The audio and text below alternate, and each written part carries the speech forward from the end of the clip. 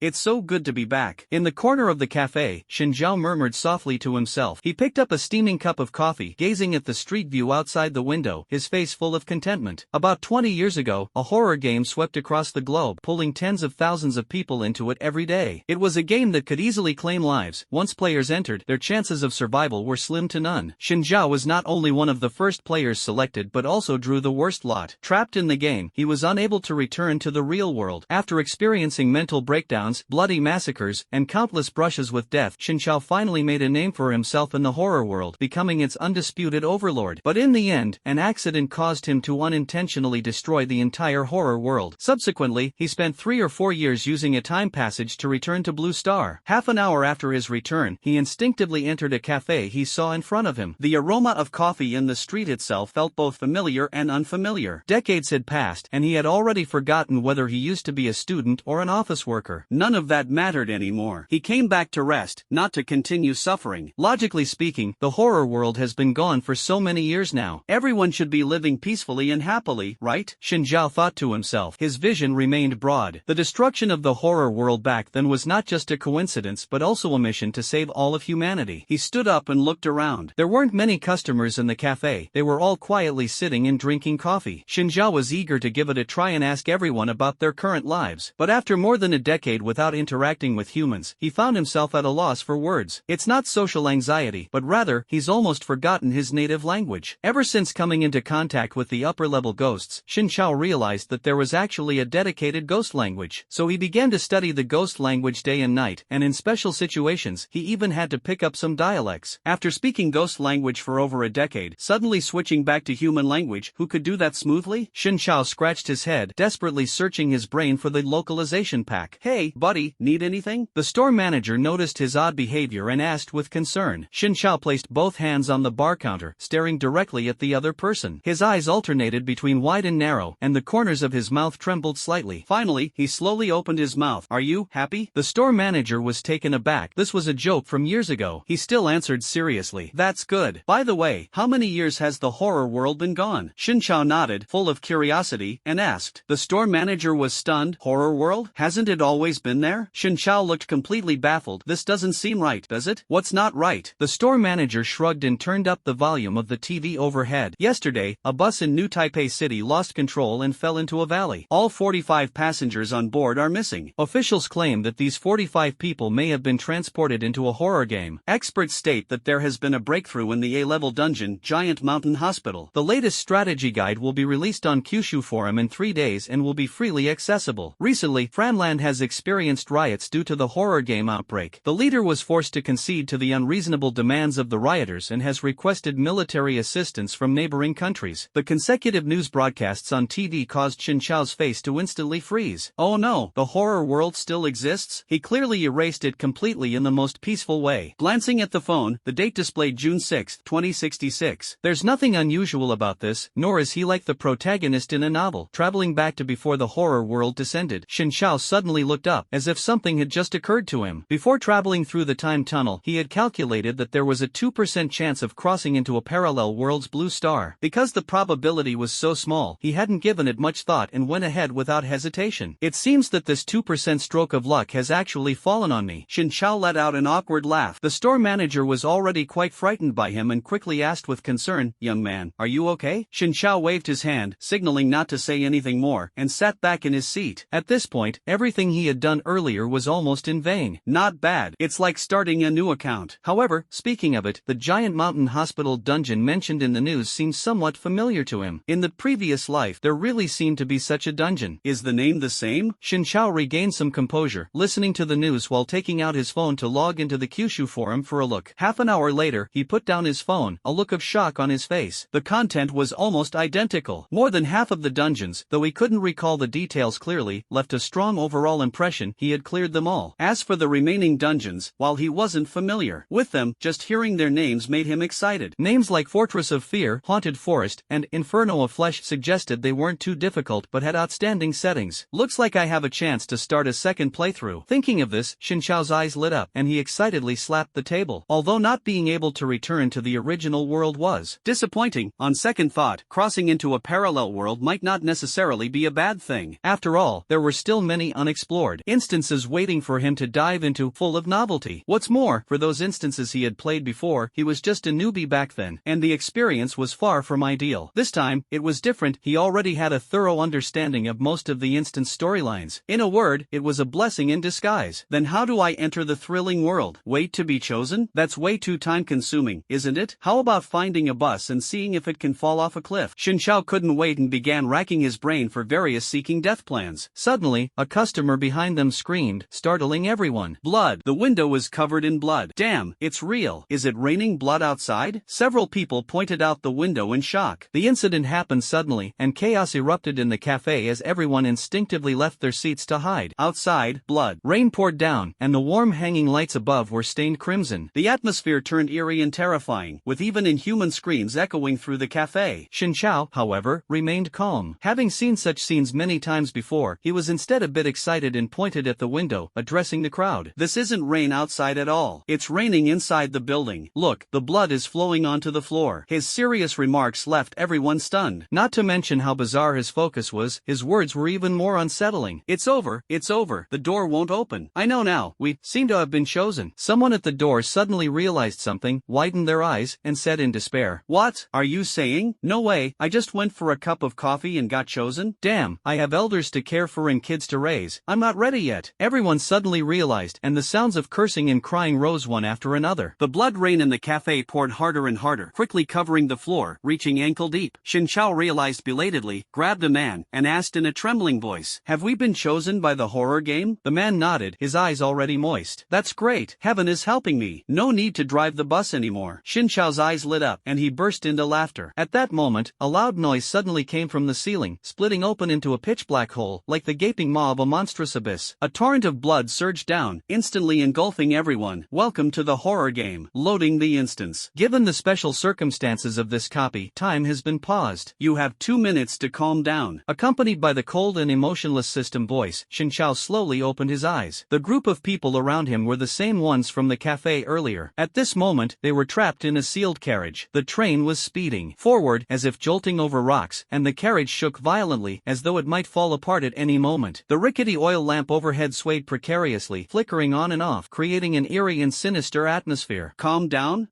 my ass. This is a damn horror game. We're really in? I might as well just die already. Complaints rose one after another in the crowd. Some people were crying and shedding tears, making the scene uncomfortable. Shen Chao frowned, feeling irritated by the noise, and lowered his head to assess his physical condition, his eyes suddenly lighting up.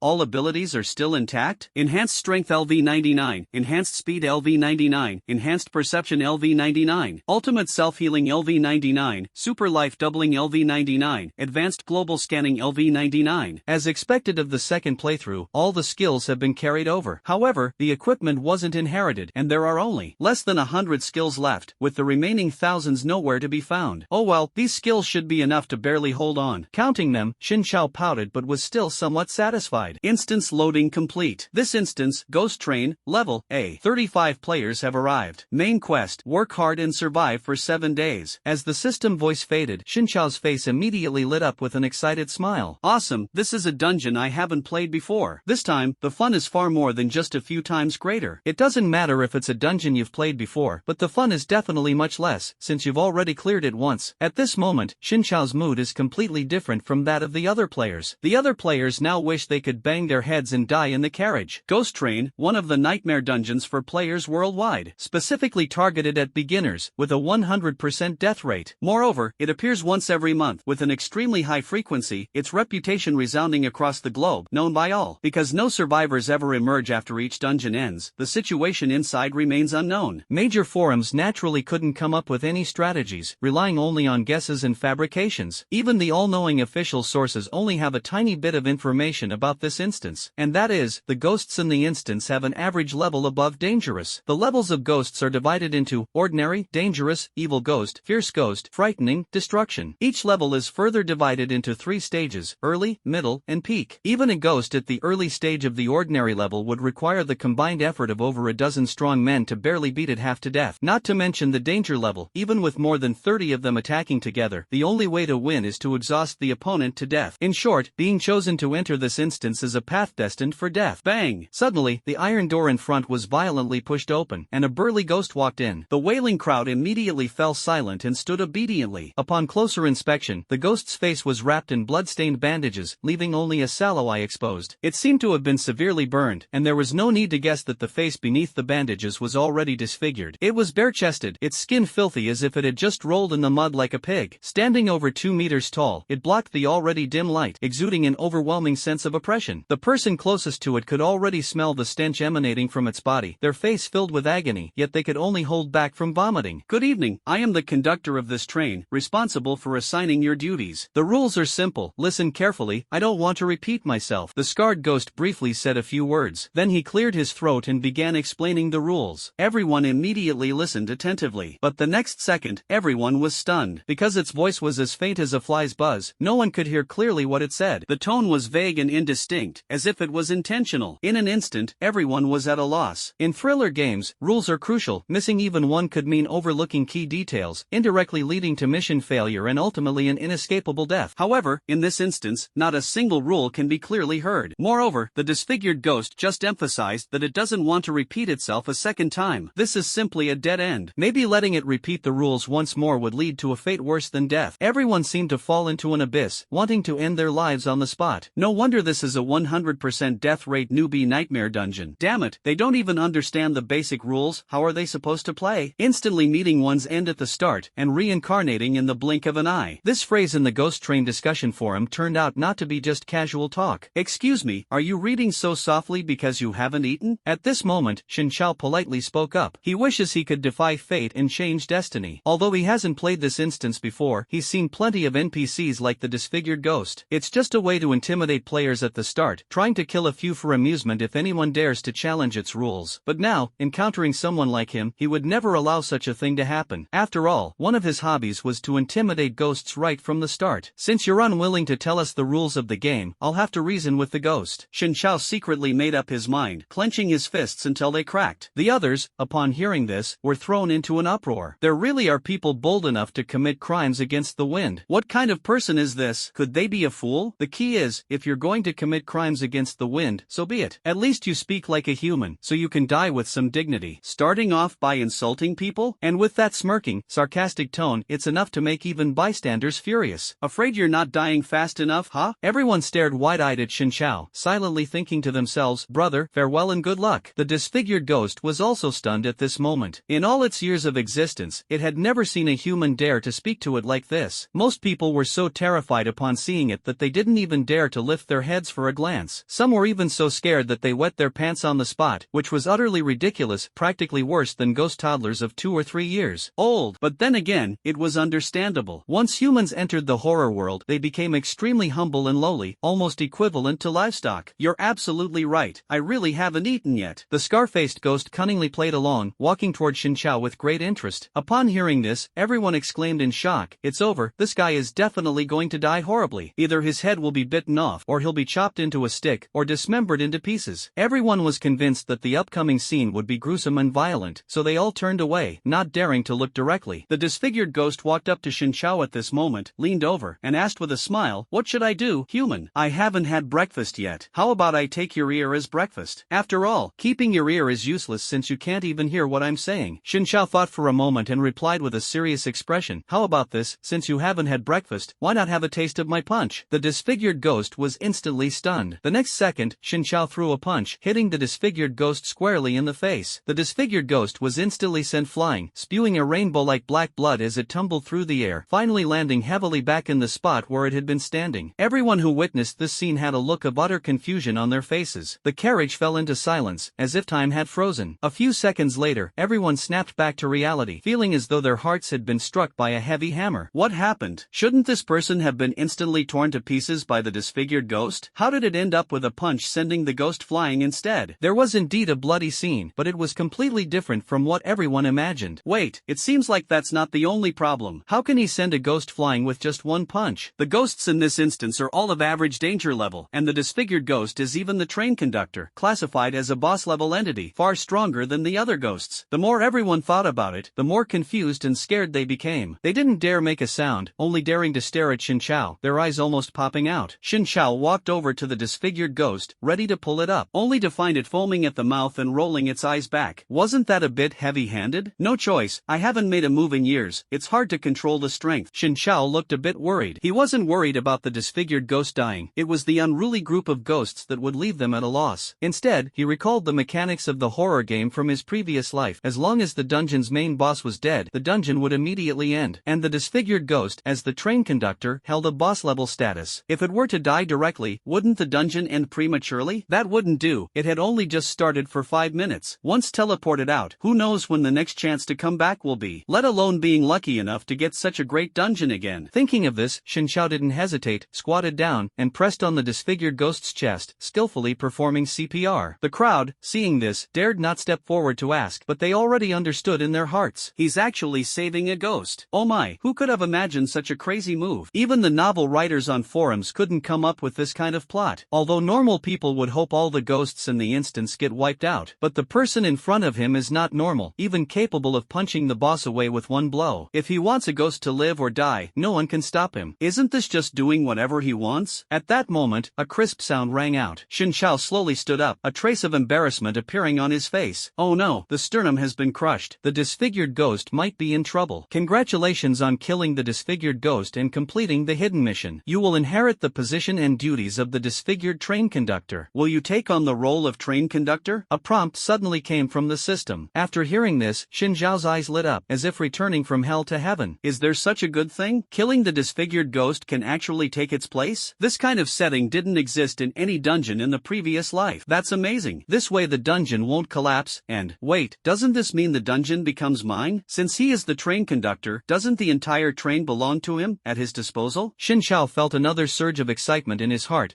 almost leaping out of his chest. This means that obtaining this train is equivalent to having a vehicle capable of quickly reaching other instances. In short, it means being completely unrestricted, choosing copies as you please. After all, this train cannot simply go in circles, it is speeding forward in the world of horror. The horror world is composed of countless copies, and the ghost train is just one of them. But right now, it is clear that it belongs to the extremely rare category of mobile copies. Once the train travels along the tracks, it can continuously pass through one copy after another. Simply put, as long as the train stops at any station, it can quickly enter a new copy. In other words, even if all the tasks on the ghost train are completed, the hidden tasks are fully uncovered, and he achieves a 100% perfect clearance, he can still use this ghost train to continue heading to new copies, clearing them consecutively, enjoying uninterrupted joy, and not even needing to return to the real world. Thinking of this, Shin Chao couldn't help but clap his hands. He could only say the system was too thoughtful, equipping him with a dedicated train right from the start. If this system had a physical form, he would definitely give it a kiss. Subsequently, Shin Chao accepted the position of train conductor. Congratulations on becoming the train conductor. You can now freely enter and exit various instances. Obtain the employee handbook. Task acquired. Recruit at least 20 employees and read the employee handbook notes to everyone. After hearing the system's prompt, Shin Zhao's smile gradually took on a somewhat peculiar look. The system was not only meticulous but also extremely considerate. Otherwise, he would never have thought about recruiting employees. Since he had become the train conductor, how could he manage without staff? This move was practically a mutual effort between him and the system. In contrast, the system prompts for others were entirely different. Disfigurement death. All players will be teleported out of the instance in 10 minutes. Tip: you can also become a train conductor's employee, continue completing the instance, and receive rewards. As soon as these words were spoken, everyone was stunned. Oh my, we just entered the instance a few minutes ago, and it's already over? Could it really be because the disfigured ghost died? But wasn't the disfigured ghost being rescued by the expert the whole time? Didn't they manage to save it? This is just too unfortunate. Wait, why am I still worrying about comforting the disfigured ghost? What kind of ridiculous behavior is this? It's so infuriating. Thinking about this, everyone's minds were almost smoking, utterly chaotic. Everyone. Shin Chao stepped in front of the crowd and announced, well, the conductor has permanently left us. I am now the new conductor. This train holds extraordinary significance for me. It's practically my second home. No matter now or in the future, I will always use it. So, in order to maintain the train on a daily basis, I urgently need to recruit 20 employees to work for me. Shin Chao stated directly and added, if you're interested, sign up as soon as possible. First come, first served, with excellent benefits. Everyone finally understood after hearing this, recalling the second sentence the system had just mentioned. Employees who become train conductors can stay in the instance, complete tasks, and even earn rewards. So that's how it is. It seems the big shot has replaced the scarred ghost and become the new train conductor. Otherwise, it wouldn't make sense. The system clearly stated the scarred ghost was dead, yet yet it also said employees could stay in the instance. Truly absurd. At this moment, everyone was naturally eager to give it a try. After all, the boss had now become one of their own, and the most dangerous enemy had disappeared entirely. Moreover, the big shot had sincerely invited them to join the team, promising generous benefits. Surely, safety guarantees and living conditions would be top-notch. The nature of the dungeon had completely changed, and so had everyone's mindset. It was like watching a horror movie, knowing it was scary but still unable to resist taking another look. But this was far more interesting than a horror movie. A horror movie could only bring fright, while this could also bring rewards. Soon, people, driven by the thought of turning a bicycle into a motorcycle, eagerly raised their hands to sign up. Xin Chao nodded and instructed the applicants to line up while counting the number of people. The registration ended quickly, with a total of 31 people becoming Xin Chao's employees. A few others, however, couldn't overcome their inner pressure and chose to withdraw from the instance. Xin Chao was quite pleased with this outcome. After all, the number of applicants far exceeded the task requirements. Having a few extra people wouldn't hurt, and the task didn't specify a limit on recruitment. The recruitment task was now complete, and the next step was to prepare to announce the employee guidelines. Everyone, I'm about to start reading the employee guidelines, Xin Chao reminded. He took out his notebook and glanced at the content. Seeing the first rule, he was instantly stunned. Remember, the customer is God, and you are humble servants. Starting off with a personal attack, sure enough, these rules were written by a ghost. Bang! Any request from the customer must be agreed to, even if it means removing an arm, and there must not be the slightest complaint. The second rule turned out to be like this. The third rule, the fourth rule, all the way to the last rule, every single one was a bizarre regulation demanding the removal of arms, legs, eyes, and other organs at the slightest provocation. Sometimes, you even have to bark like a dog, eat Oreos, or do whatever it takes to please the passengers. Xin Chao's temper flared up after reading all the rules. Is this completely treating us like animals? Well, sorry, but I'm going to turn the rules upside down. After all, no one said I couldn't change the rules as I please. If you dare to touch a single hair on us, I'll make sure your heads roll. With that thought, Xin Chao solemnly read the rules aloud to everyone. Everyone's faces turned pale as they listened. Is this a rule made for people? Even livestock wouldn't be treated like this, right? This is absolutely ridiculous. After finishing reading, Xin Chao heard the sound of the task completion prompt. He directly tore the employee handbook in half. Just pretend you didn't hear what I just read. Just follow my instructions, Xin Chao said expressionlessly. Everyone had originally regretted it and wanted to forfeit. But after hearing what he said and seeing him tear up the employee handbook, they were instantly stunned.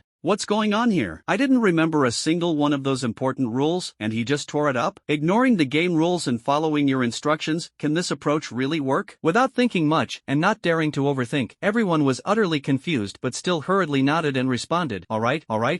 At this moment, Xin Chao received the task reward. 10,000 ghost coins and a key. Ghost coins are the currency circulating in the thrilling world, obtainable only within it, and are more valuable than dragon coins. After all, they can be used to purchase various items in the instances, such as equipment and skills that enhance strength. Although Xin Chao comes with dozens of skills, he is still technically a novice, as he hasn't acquired any equipment yet. Therefore, he is particularly looking forward to seeing what good items he can buy with the 10,000 ghost coins in the dungeon. He is even more excited about earning a fortune in ghost coins in the future and carving out a place for himself in this parallel horror world. As for the key, it can be used to view information. Unique copy item, used to open the room for disfigured rest. That room is in the corner of the cloakroom. A new task also followed. Current task, take the staff to the cloakroom behind you to change into work uniforms. Xin Chao thought to himself, this is perfect. I'll check out that room first to see if there's any treasure. Since it's a damaged room, it must be hiding quite a few of his belongings, right? Everyone, follow me. Xin Chao gestured, and the group immediately followed behind him. Click. Pushing open the iron door, they entered a new carriage. The light bulb overhead flickered on and off, accompanied by the sound of dripping water. The place felt cramped overall, with both sides divided into enclosed cubicles made of wooden boards. If the wooden boards were replaced with iron bars, this place would undoubtedly resemble a dungeon. Xin Chao first instructed everyone to stay put. He opened the rooms on both sides to take a look. After confirming there was no danger, Xin Chao said, these rooms are all dressing rooms. Everyone, go in and change into work uniforms first. The group nodded and quickly entered the dressing rooms to change into work uniforms. Xin Chao hurried to the corner of the carriage, found the damaged room, and unlocked it with a key. A strong stench hit me, emanating from the bedding on the bed, which which was already coated with grime. Various dried meats of unknown animals hung on the wall, their color tinged with an eerie pale green, completely unappetizing. The floor was littered with leftover bones and congealed bloodstains. Only a weapon resembling a gun was placed on the table. Xin Chao walked over to examine it closely. It was a ghost nail gun, a type of dangerous grade weapon. The detailed information read: Scarface's exclusive weapon, infinite ammunition, power determined by hand speed, extremely high upper limit. A few shots are enough to instantly kill ordinary level monsters, deal massive damage to dangerous level monsters, and pin them to the wall, restricting their movements. After reading the introduction, Xin Chao's eyes lit up. As expected of a boss weapon, it has both control and damage output. It even has no upper limit. The faster you shoot, the higher the output. This trip was worth it. When I first entered the house, I was worried I wouldn't even find a pair of smelly socks. Xin Chao quickly stored the nail gun in his spatial backpack, ready to take it out for some fun if he encountered any ghosts. It's worth mentioning that every player enters the game with a spatial backpack, and the backpack's capacity can be upgraded using ghost coins. But Xin Chao doesn't need to worry at all, because his backpack is unique. Cosmic Backpack. This is one of the skills he brought back. As for the skill's effect, those who understand will naturally understand. If not for the limited space, he could even fit the entire train inside. Burn this trash. Xin Chao looked at the garbage scattered all over the ground, pinched two fingers together, and made a flicking motion as if flicking a cigarette butt. A spark flickered on the ground. In the next moment, a sudden blaze erupted in the room, instantly engulfing all the trash. This invisible fire LV-99 was one of the skills he had brought back. Its specific effect was to release a fleeting flame, dealing 5000% minor damage to a small area of targets. A few seconds later, the flames suddenly extinguished, as if something had sucked them all away in one breath, disappearing as abruptly as they had appeared. Looking around, everything became spotlessly clean. Not even ashes were left, as if it were a brand new bare room. This will do, enough for resting. He closed the door, locked it, and returned to the crowd. By this time, everyone had already changed into their work uniforms. The task was marked as completed, and the reward could be claimed upon confirmation. But he didn't rush to confirm the task. Instead, he noticed that everyone's work uniforms were filthy and tattered, covered in various unidentified dried liquids, dirtier than something picked out of a trash can. He recalled a rule from the employee handbook: uniforms must not have any damage or stains, or else if passengers feel nauseated and vomit upon seeing them, the consequences are on you. Could these uniforms be any filthier or more tattered? This is clearly a trap, just waiting for you to meet your end sooner. If you're disfigured and still alive, wouldn't that make things difficult for those people? You can't wear it, but you can't not wear it either. But now the situation is different. The disfigurement is gone, and the rules have changed. He can wear whatever he wants. Anyway, he won't wear this shabby work uniform. And not only will he not wear it, he even wants to burn them all. Not breaking the rules? That's just not his style. Thinking of this, he let out a low chuckle. Take it off, all of it. Throw them all at my feet. Without hesitation, he immediately gave the order. Boss, isn't this a bit inappropriate? Can I at least keep my underwear? Some people hadn't reacted yet, while those who did immediately took off their uniforms and threw them at Xin Chao's feet. Soon, all the uniforms were piled up in front of him. Xin Chao snapped his fingers, releasing the invisible fire once again. Whoosh! In an instant, that pile of work clothes was burned to ashes. Everyone was dumbfounded, completely unaware of what had just happened. They only felt that the pile of work clothes suddenly caught fire, and then the fire abruptly extinguished, leaving not even a trace behind. This is a skill. Soon everyone suddenly realized, gasping in astonishment. Once a skill is acquired, even the most ordinary strength can achieve a qualitative leap, potentially even rivaling ghosts. But the problem is that the means to acquire skills are extremely difficult. Either clear the dungeon with an S level or higher score, and you might obtain a skill during the reward settlement, or rack your brains to complete hidden tasks to acquire it. Or the dungeon's built-in shop sells skills, but the prices are exorbitant. Even after obtaining a skill, you still need to spend experience points to upgrade it in order to enhance its power. And gaining experience points is not easy either. Unless you continuously complete special tasks, you can only obtain them by killing monsters. For newbies like them, forget about skills and experience points. Getting them is simply a pipe dream. In short, this instant cast flame skill of the pro is not only extremely rare, but its level is estimated to have reached at least LV20 or higher. Its power is truly overwhelming. Task completed. Earn 20,000 ghost coins. New task: summon the heads of all departments, understand the situation of each department, and finally assign employees to them to start working. Seeing the task update, Xin Zhao frowned deeply. Heads? Ghost heads? So there are such positions under me? No, this kind of existence must never be allowed. Xin Zhao didn't think much and decided to act decisively. Wouldn't it be over if he just killed all the supervisors? After all, judging from the task content, if there were supervisors, managing the employees wouldn't fall to him. In his previous life as a newbie, he was always under others' control, endured a lot of hardships, and only only managed to rise to the top after much struggle. In this lifetime, it's his turn to manage others. Moreover, all the supervisors are ghosts. Entrusting the employees to them? He doesn't believe those guys would treat the employees kindly. No matter how strict the warnings are, they would probably still mess with the employees behind the scenes. Therefore, fundamentally solving the problem and reasonably allocating employees is a must. The task is actually quite relaxed. Previously, he carried out the task on the surface while secretly doing a lot of other things, yet the task was still completed. This time, the task doesn't say killing the supervisor is forbidden. If it doesn't say it's not allowed, then it is allowed. Everyone, stay put. I'll go find a few ghosts to kill. Thinking these things through, Shin Chao instructed everyone and immediately set off. Everyone stared at Shin Chao's back, involuntarily swallowing hard. Hunting ghosts? Normal people can't hide fast enough when they see a ghost, let alone go looking for one. Who in the forums would dare to boast like that? Even though they thought this way, they still chose to trust Shin Chao's words. After all, you one-punched the boss in seconds, who would dare not believe what you say? Shin Chao pushed open the front door and walked into a compartment. Creak! The iron door in front of him was suddenly pushed open, and a ghost even more burly than Pasiang walked in. Human and ghost locked eyes, and both were momentarily stunned. Human, why are you the only one who came out? Which department are you from? The burly ghost asked in confusion. Which department are you from? Shin Chao hesitated to speak, then asked in return. What's your name, and what are you doing here? Before the burly ghost could react, Shin Chao asked another question. This question left the burly ghost completely dumbfounded. Who's the employee here anyway? Shouldn't I be the one asking you, not talking? Then I'll just check for myself. Shin Chao hardly gave it a chance to speak, directly activating the Advanced Global Scan. The Advanced Global Scan was one of the skills brought back. It can detect the target's strength, identity, and skills, completely ignoring any form of hidden information. It can also be called Everything Can Be Scanned, as it can scan not only living beings but even extract information from a piece of historical material. Click. The next second, its information panel appeared in Shin Chao's mind. Name, De Zhuang. Strength, mid-level danger class. Description, head of the security department and also Pasiang's personal bodyguard. He was picked up by Pasiang at birth and has since lived on the ghost train, never leaving its side. Skill, thick skin LV30. Thick skin LV30. Physical damage received is reduced by 30%. Explosion damage is reduced by 30%. Supervisor, coming uninvited. Ha! Shin Chao directly ignored that trash skill. After seeing Dazhuang's identity, Shin Chao couldn't help but rub his hands. But thinking that the other party was a disfigured bodyguard, and without thoroughly inquiring about the security department's situation and the news of other supervisors, he decided to spare its life for the time being, beating it until only one breath remained, extracting all the intelligence, and then taking action wouldn't be too late. You're not doing a very good job as a bodyguard, are you? Shin Chao opened his mouth to reprimand. De Zhuang frowned, sensing something was wrong. See for yourself. Shin Chao pushed open the door behind him, stepped aside, and pointed inside. De Zhuang walked to the doorway and instinctively craned his neck to look. At a glance, he saw Pasiang lying motionless on the ground, lifeless. Boss! De Zhuang roared in anger, sprinted over, knelt beside Pasiang, and felt its carotid artery. The whole body trembled immediately, breathing heavily, clearly showing that pain and anger had reached their limit. Shin Chao quietly walked up to it, smiled kindly, and said, "You now have two choices, either lie down with him and both of you head to the afterlife together, or tell me everything you know about the train, and I'll let you go." Let you go? There is no such thing as honesty between ghosts and humans. De Zhuang turned his head, pointed at Shin Chao, and glared with eyes wide open, as if his anger was about to burst through his skull. Shin Chao shrugged, thinking to himself that it was obvious he had chosen the former. Truly a man of courage. Forget it, one less won't make a difference. There are still several other supervisors waiting for his visit. At worst, he could just take his time to find them himself. However, just as Shin Chao was about to take action, De Zhuang suddenly dropped to one knee with a thud. Shin Chao's face was full of confusion. Forgive my rudeness, esteemed sir. Congratulations on becoming the new train conductor. My name is De Zhuang, and from now on, I will serve as your personal bodyguard, always by your side. De Zhuang suddenly dropped his temper entirely and spoke with a serious expression. Hearing what De Zhuang said, a row of question marks floated above Shin Chao's head. Are you trying to trick me? Shin Chao questioned. No,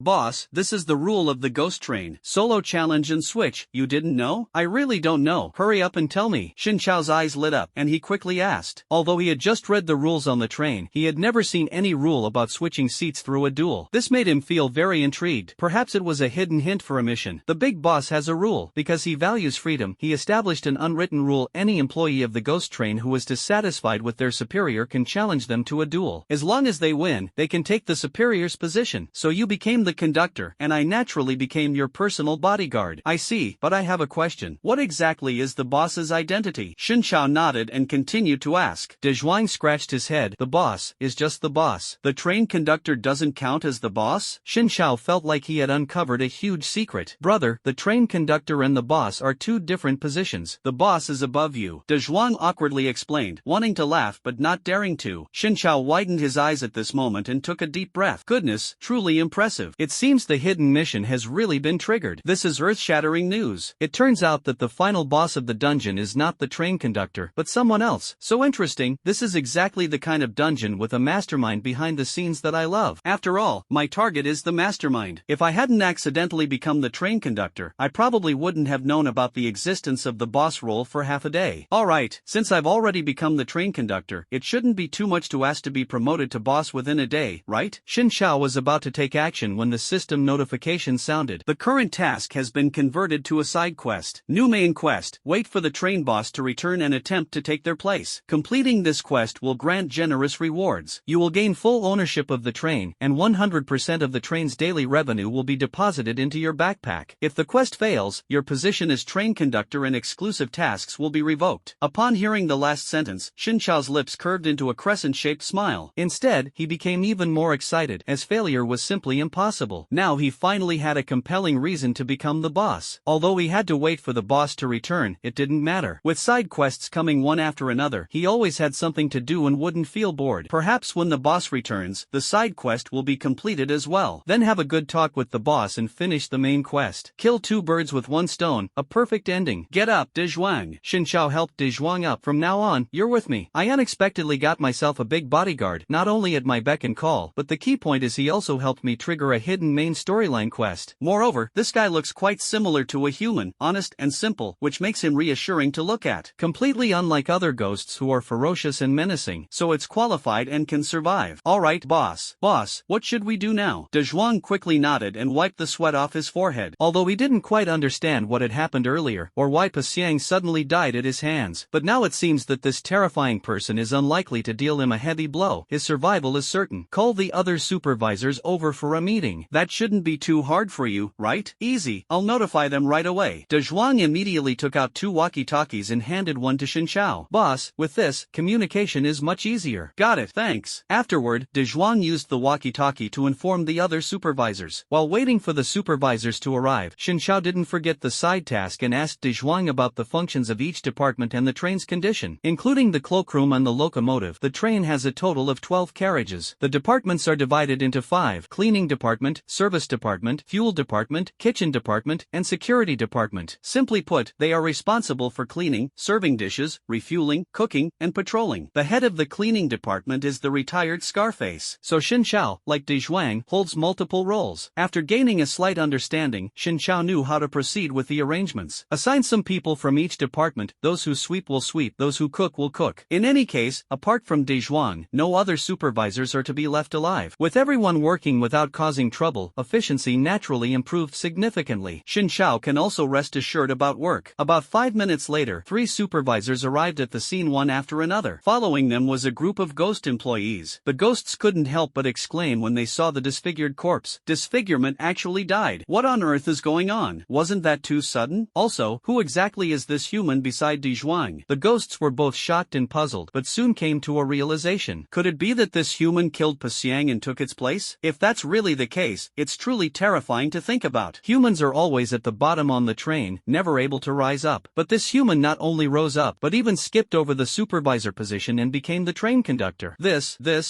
something I never even dared to dream of. Isn't this way too much? To the 3 supervisors, due to certain reasons, there's something I'd like to ask of you. Xin Shao spoke face to face with the 3 supervisors. The 3 supervisors swallowed nervously, remained silent, and had no idea what Xin Shao was going to do. It's fine, don't be nervous. I'm quick. Just stand still. Yes, like that. Keep a 2-meter distance, and don't move. Xin Shao commanded seriously, while the 3rd supervisor's mind was in chaos, instinctively following orders. Then, Xin Shao calmly pulled out a nail gun. Isn't this a weapon that causes disfigurement? Damn, what's he doing? The 3 supervisors saw this scene, immediately snapped back to their senses, widened their eyes, and felt extremely uneasy. The next second, they completely realized. He's using us as target practice. Although this human killed Pasiang, his strength must be extraordinary. But isn't his action a bit too arrogant? The kitchen supervisor was a burly and robust guy, and at this moment, he couldn't hold back any longer. After all, standing there as a target to be hit, such a way to die was truly frustrating. It would be better to fight desperately. Do you take us for fools? The chubby supervisor roared angrily, pulling out a large cleaver from his waist and slashing straight at Xin Chao. The sudden attack made Xin Chao freeze for a moment. Huh? The next second, he calmly raised both hands and caught the cleaver with a snap. Catching a blade barehanded, self-taught, this wasn't a skill he brought back. Shit, how is it so fast? The chubby supervisor shuddered. He had thought Xin Chao was strong, but he hadn't expected him to be this strong. The blade was clearly about to strike his head, almost hitting him, yet it was blocked. The sound of shattering echoed. Xin Chao released his grip, and black ash scattered to the ground. In the fat supervisor's hand, only a knife handle remained. The fat supervisor cursed and quickly retreated behind the other two supervisors. Not only was the speed fast, but the strength was also shockingly abnormal. Unexpectedly, he crushed the kitchen knife into powder with his bare hands. What are you standing there for? Help me. He's just a weak human. What are you afraid of? He just fought with Scarface, so he must be low on stamina. If we all attack together, we can definitely take him down. Anyway, the boss isn't here. Let's use this opportunity to help me complete the blood battle for position. Once I become the train conductor, I won't treat you all unfairly. The chubby supervisor had a sudden inspiration and spoke to the other supervisors and the ghosts behind him. The two supervisors beside the chubby supervisor thought for a moment and nodded in agreement. What he said does make sense. Crushing the cleaver must have been a bluff. It's possible that this move has already drained his last bit of strength. Moreover, 3 against 1, they have the advantage in numbers. The other ghost employees in Dezhuang stepped back several paces upon hearing this, showing innocent expressions. Not to mention Xin Chao crushing the blade in the blink of an eye, which made their hearts skip a beat. They are all ordinary folks without ambition, just wanting to work and live peacefully, unwilling to get involved in high-level conflicts. That's perfect. This way I can kill you all with a clear conscience. Xin Chao rubbed his hands together and said with a smile. The third supervisor saw Xin Chao smiling and became even more mentally shattered. Still daring to smile, does he really think he's invincible? The strength of Pasiang is indeed greater than that of each of us supervisors. But the 3 of us together, isn't that enough? Just wait, we'll make you cry in no time. Without another word, the 3 ghosts lunged forward together. Xin Chao swiftly pulled out the nail gun, pulled the trigger, and then quickly put the nail gun down. American-style Aikido. At this moment, time seemed to slow down. The 3 supervisors saw nothing but a barrage of sharp nails shooting toward them. Couldn't help but widen their eyes, letting out a choking sound. An inescapable net, nowhere to hide. Rip! The nails struck them. The sound of flesh being torn was clearly audible. The 3 supervisors were instantly shot and sent flying backward. They ended up sprawled out in a large X shape, neatly pinned to the walls of the carriage. Their bodies were a bloody mess, at first glance resembling freshly slaughtered pigs. The 3 supervisors spewed large amounts of black blood one after another, utterly shocked. This is impossible. They actually used a semi-automatic weapon as if it were fully automatic. The power of the nail gun is determined by hand speed, but even the owner of this exclusive weapon, Pasiang, couldn't possibly fire hundreds of rounds in a single second. This is neither the speed of a human hand, nor could it possibly be the speed of a ghost's hand. What on earth is he? Within a few seconds, the 3rd supervisor stopped thinking and died on the spot, eyes wide open in death. The other ghosts present had already gone into cardiac arrest, not daring to make a sound or even breathe. The senior supervisor with decades of experience died such a tragic death, and it was horrifyingly gruesome, his body covered in nails like a porcupine. Thankfully, I didn't listen to the fat supervisor and didn't go alone. Otherwise, this place would have already turned into a large specimen exhibition hall. So powerful? This is practically a Gatling gun disguised as a nail gun. Although the power of the nail gun depended on hand speed, Xin Chao couldn't help but marvel at this moment. His hand holding the nail gun trembled slightly as he turned to look at the ghost employees, a hint of an excited smile appearing at the corner of his mouth. The ghost employees looked as if they had seen a ghost, their faces suddenly turning pale, their movements eerily synchronized. They lined up in 5 rows, 10 in each row, coincidentally making a total of 50, more than the human employees. Kill them all, or they'll cause trouble for me sooner or later. I want to create a train exclusively for human employees. Xin Chao secretly made up his mind and was ready to carry out a firing squad execution. Beep beep beep. An unexpected error has occurred in the side mission. Side quests are being urgently revised. The system is about to implement intelligent management on you. A prompt sound suddenly came from the system, and Xin Chao frowned deeply. I didn't do anything at all. He innocently muttered something. Side quest updated. Select 3 employees to replace the 3 deceased supervisors. The new supervisors you select will receive a supervisor's essential handbook, which will help them understand departmental functions and better lead the employees. Additionally, a friendly reminder, please do not kill ghosts without reason 0/30, or the difficulty of the instance will increase threefold. The system's 3 sentences are astonishingly informative, especially the last one, can't kill ghosts without reason? How is it without reason? He and the 3 supervisors supervisors have a mutually driven relationship. But wait a minute. 0/30. Does this mean that as long as 30 are killed, the dungeon's difficulty will increase threefold?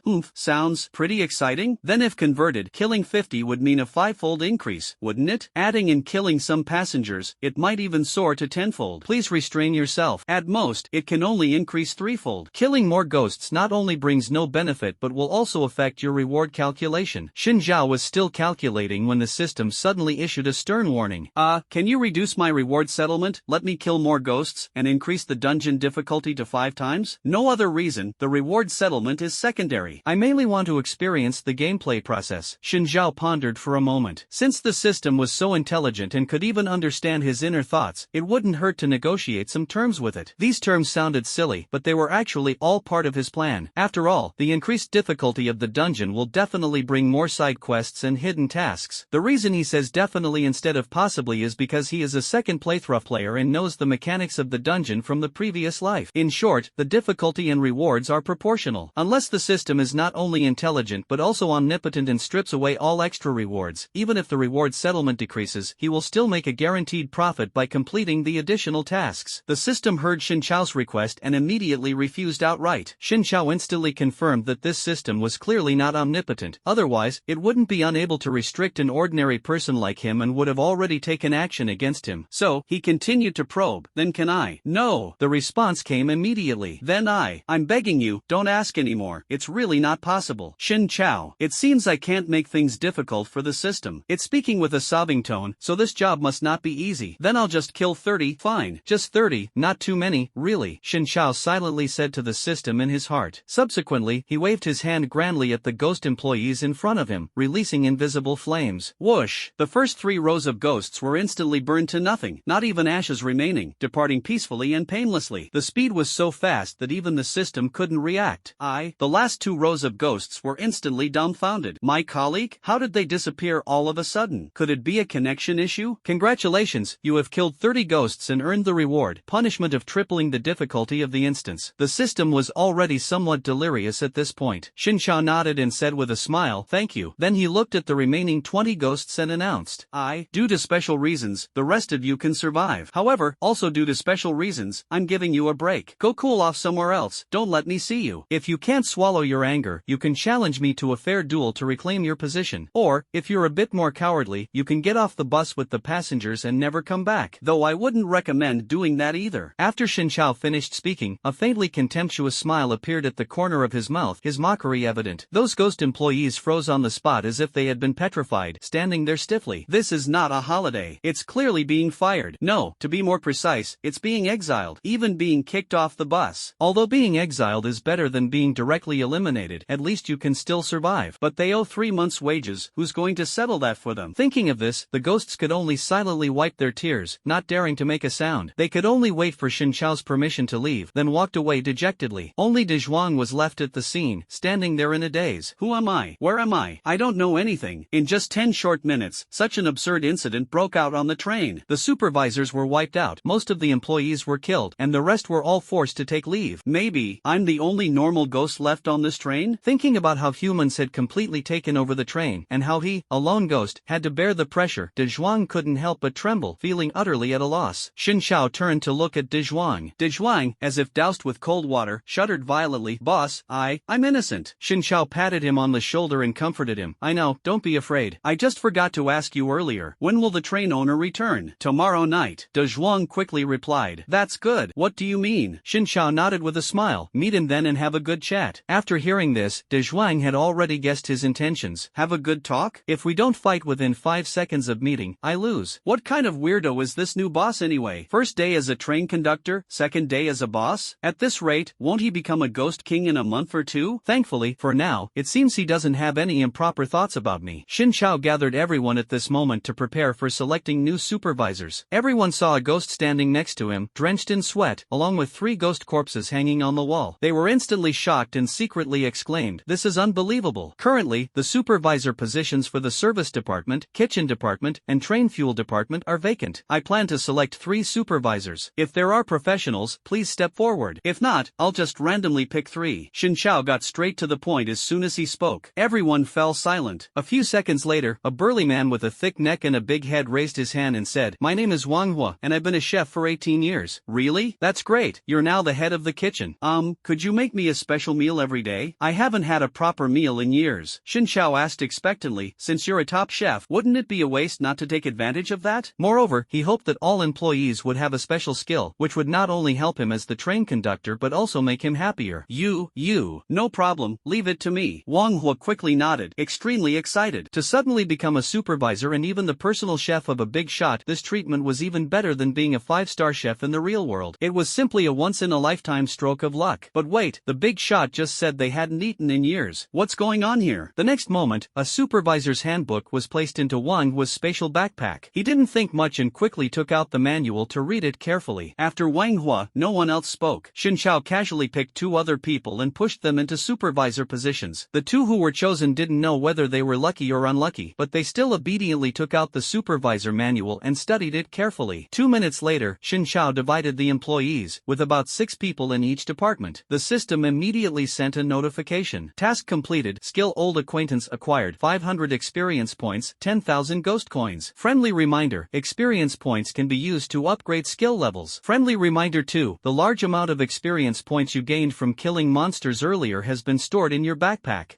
The rewards for this mission are really generous. Shin Chao's eyes lit up and he immediately checked the newly acquired skill. Old acquaintance LV1, 0 out of 100 enjoy a 1% discount on all items in every dungeon shop. The numbers in parentheses represent the experience required for upgrading. Shin Chao immediately understood the purpose of this skill. Interesting, buying things comes with a built-in discount buff. Moreover, this skill is permanently effective no matter where you go. Why didn't I encounter such a useful skill in my previous life? Otherwise, I would have already been the richest person in the horror world. Shin Chao then checked his remaining experience points, exactly 6,000 points. There was also a detailed breakdown. Disfigured Ghost, 1,000 points. Third Manager, 1,500 points. 30 Ghost Employees, 3,000 points. Task, 500 points. Killing ghosts earns experience points, and completing tasks also accumulates them. The ghost coins are quite substantial too. This is so much fun. It's a win-win deal no matter what. Shin Chao immediately handed all the experience points to the old acquaintance. After all, the other skills he brought were already maxed out, and there was no way to level them up further. Old acquaintance upgraded to LV15, 0/3500. All items in the replica shop are 15% off for you. Plus, there's a 10% chance of getting a full refund on bulk purchases. The upgraded old acquaintance not only had a significant boost in strength but also gained additional special attributes. Shin Chao was naturally surprised. The discount was already nice, not to mention the chance of a free order. If it could be upgraded to LV99, wouldn't that mean getting everything for free? Shin Chao was full of anticipation. He planned to continue upgrading the old acquaintance and then go on a shopping spree at the replica shop. After all, the shop's items wouldn't disappear on their own, so saving some ghost coins was definitely a good thing. Cultivating the habit of saving was important. Current task, the train is about to break. Please lead everyone to find shock-absorbing handrails and hold on tight. After reading the task details, Shin Chao immediately asked De Zhuang, "Where are the shock-absorbing handrails?" De Zhuang replied, "Every carriage has them, and the staff's work area is also equipped." "Oh, what would happen if you don't hold on to the handrail properly?" Shin Chao curiously continued to ask. De Zhuang immediately explained seriously, "You would die a horrible death. The inertia from the train braking can instantly kill even a ghost of the fiercest level." Others widened their eyes in shock. My goodness, it could instantly kill a fierce ghost-level spirit, let alone ordinary people like them. No wonder this horror train was considered a death trap with no chance of survival. Even ghosts had no chance to intervene. Just the moment the brakes were applied could instantly kill someone. There was nothing more to say. Holding on tightly to the handrails was the only solution. Can it instantly kill an apocalypse level 1? Shin Chao suddenly asked, and De Zhuang was immediately stunned.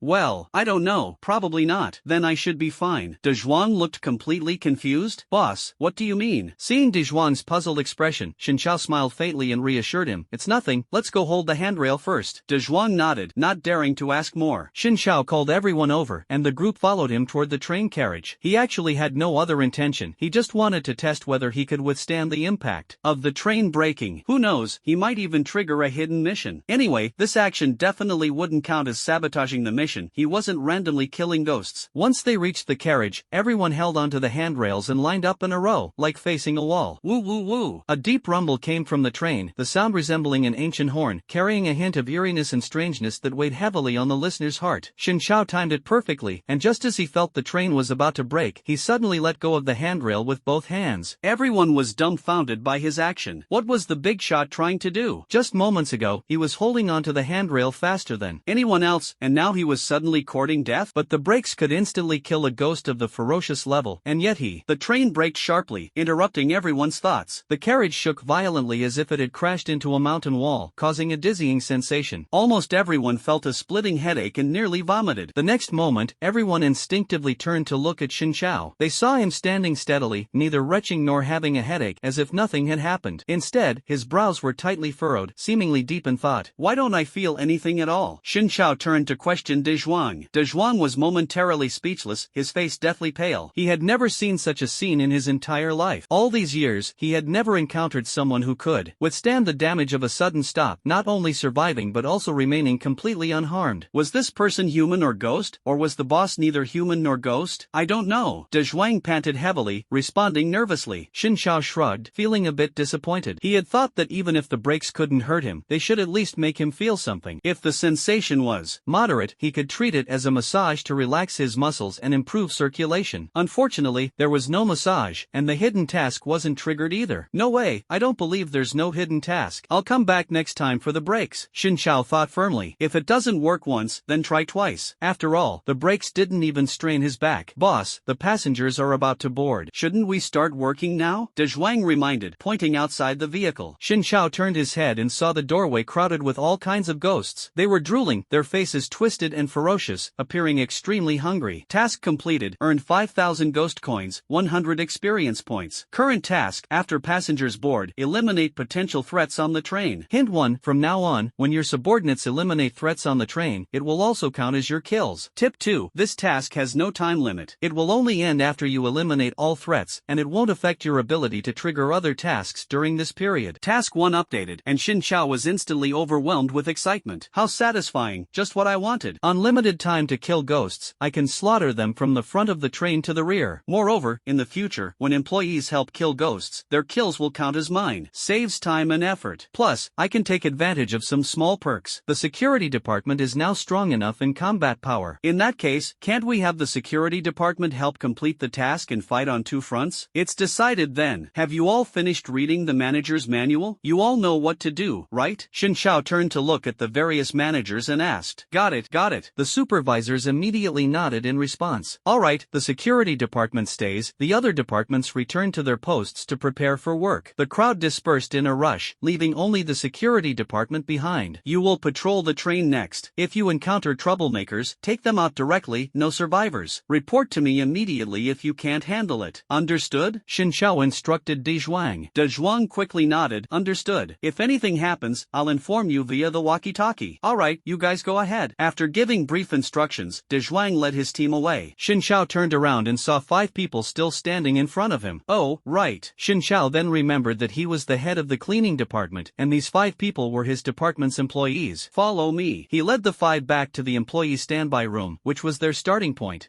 Start cleaning from here. Finish one carriage and then move on to the next one, and so on in a loop. Xin Chao gave simple instructions, pointing to the cloakroom. The cleaning tools are all there. Go find them yourselves. I'll start first. Alright, wait a second. Boss, are you cleaning with your hands? Seeing Xin Chao empty-handed, someone couldn't help but ask. Xin Chao nodded. Yes, is there a problem? What he meant by cleaning wasn't literal tidying up, but something related to the mission, and it was right in front of them. No problem, we'll head out first. In the carriage, only Xin Chao remained at this moment. He rubbed his hands and walked toward the corner of the carriage. The place was thick with ghostly energy filled with threats. This threat was hidden so deeply that he hadn't noticed it earlier. Xin Chao suddenly lunged toward that corner, like a ferocious ghost, stirring the air into a roar. In an instant, the ghostly aura in the corner suddenly dissipated, and the other party was obviously frightened. A few seconds later, Xin Chao grabbed a palm-sized octopus. How could there be an octopus in the carriage? Xin Chao was a bit puzzled. The octopus's originally bright red body quickly turned pale, its tentacles writhing wildly before drooping down, like a flower that had suddenly withered, completely motionless. It seemed to have been scared to death. Threat eliminated, gained 200 experience points. Xin Chao curiously checked the information of the deceased. Name, soul-reaping octopus. Strength, danger level. Description, a creature deliberately released by Pasiang. It likes to hide in corners waiting for human prey to take the bait, feeding on brain matter. Its flesh is delicious and can enhance overall physical fitness by 3% when consumed. It is non-toxic and harmless. The more people it kills, the tastier its flesh flesh becomes. After reading the introduction, Xin Chao couldn't help but glance at the disfigured corpse. Really felt like spitting on it. It deserved it. Not only did it use the octopus to kill, but it could also discard the helper after the deed, killing the person and then eating the octopus. Fortunately, these octopuses, though they lost their master, at least still had a place to go. Xin Chao revealed a cold smile, his gaze gradually growing intense. No other meaning, it's just been years since I've had seafood. Threats like this that are both worth experience points and edible, and can even enhance physical fitness after eating, please bring more of them. Luckily, there's Manhwa. If conditions allow, gather more ingredients and let him handle the cooking at mealtime. Xin Chao put the corpse of the ghostly octopus into his backpack and walked toward another corner filled with eerie ghostly energy. Before long, a piercing shriek from a monster echoed from the corner. A giant centipede, about 2 meters long, was kicked out by Xin Chao. Eliminated a threat, gained 500 experience points. This centipede is already terrifying enough, but the key point is that it's no ordinary centipede. Its back is covered with irregular, fawn-like protrusions, and its overall color is a dark red. Its strength has even reached the mid-danger level. Highly venomous. It's a terrifying existence inside and out. If an ordinary person saw such a creature lurking in the corner, they wouldn't just be instantly killed, they'd probably lose their very soul out of sheer fright. But to Xin Chao, it's a treasure. Just one of these can yield 500 experience points, which is equivalent to the experience of a supervisor. The only regret is that it's inedible, its venom is too potent, and its texture and taste are extremely poor, so it can only be disposed of as trash. The group quickly returned with cleaning equipment in hand. Damn! At a glance, they saw the massive centipede corpse at Xin Chao's feet, and everyone was immediately startled. I've already cleaned up the trash in the corner, now it's your turn to tidy up. I'm heading to the next carriage now, keep up the good work, Xin Chao said calmly, even offering a few words of encouragement before leaving the staff waiting room. Hearing this, the group suddenly came to a realization. So the trash the boss had just cleaned up was actually this thing? Can this even be called trash? While shocked, everyone also felt a deep sense of relief. Luckily, the boss was here, otherwise, not only would they have failed to complete the task, but they might not have even survived. They had originally planned to sweep up some trash in the corner, but if this monster had bitten them, they wouldn't even know how they died. Truly a ghost train of terror. No matter what, it seemed determined to kill people. No matter how dirty or disgusting, the group quickly gathered the centipede's corpse, the disfigured body, and the manager's corpse hanging on the wall, lining them up in a row. They wrapped them in shrouds and swiftly wiped away the bloodstains. The cleaning crew naturally cherished this job, as it was just physical labor and didn't require fighting ghosts. On the contrary, handling these aftermaths gave them an inexplicable sense of satisfaction. The key point was that this work wasn't for nothing, they could earn money from it, so of course, they were happy to do it. Xin Chao pushed open the door and entered carriage number 10. A strong stench hit him in the face. The carriage was already packed with passengers, each of them noisy and rowdy. Some had taken off their shoes and propped their rotting feet on the table, with a swarm of flies buzzing around. Others were pinching their noses and spitting things onto the floor with a loud splat. Still others were urging the waitstaff to serve food, slapping the table with loud bangs. The scene was like a chaotic dance of demons, bizarre and grotesque. Xin Chao felt a headache coming on as he silently asked the system, does this count as a threat? Can I take them all out one by one? These people clearly weren't here to eat, picking their noses and scratching their feet. They were obviously polluting the train environment on purpose. This was his train, and letting them board was already an act of great tolerance. Such behavior would never be allowed in the future. An isolated human. He. At this moment, a ghost noticed Xin Chao, drooling and laughing eerily. If an ordinary person were alone and targeted by a whole carriage of ghosts, then heard these words, they would definitely be scared out of their wits. But Xin Chao didn't care at all and smiled faintly. Since the system didn't respond to him, he was ready to take action. Bang, bang, bang. The few drooling ghosts closest to him had their heads sent flying by Xin Chao's flurry of punches. The other ghosts, who had been grinning and preparing to ambush him, thinking of taking a bite of his flesh, instantly lost their smiles at the sight. Could it be reversed? A lowly human actually started killing ghosts? And with one punch, instant kills? Heads flying everywhere? How was this even possible? The ghosts were momentarily struck as if by lightning, still in shock, when Xin Chao struck again and again, causing their heads to explode one after another. Plus 100 experience points. Plus 100 experience points. Each time he killed a ghost, Xin Chao would receive a notification of experience points, his mood growing increasingly cheerful. He sped up his punches, thoroughly enjoying himself. What are you doing? Are you crazy? If you kill us, aren't you afraid the conductor will come after you? Wait a minute. I didn't do anything. Why are you hitting me? Some ghosts tried to explain, others tried to threaten, but Xin Chao gave them no chance. With a single punch, they all shut up. Some were even so scared they wet themselves on the spot, their legs trembling like engines, completely losing the strength to run. This scene is like a world-famous painting, the guest becomes the host. In less than 30 seconds, the originally noisy carriage number 10 instantly quieted down. You have triggered the exclusive task for the cleaning department supervisor. Do you accept? At this moment, the system sent a notification and Xin Chao's eyes lit up. This was a huge win, killing all the ghosts in the carriage. Not only earned him a lot of experience but also triggered a task. The key point was that the system hadn't interfered or penalized him. Current exclusive task, clean carriage number 10 alone. Current task progress, 0%. Hearing the task content, Xin Zhao was a bit stunned.